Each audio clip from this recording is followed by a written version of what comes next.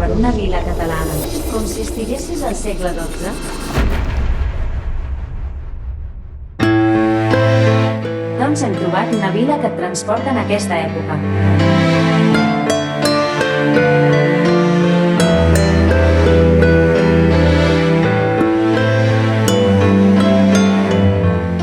Amb el castell al cim del turó i tots els seus carrers costeruts i desordenats als seus peus.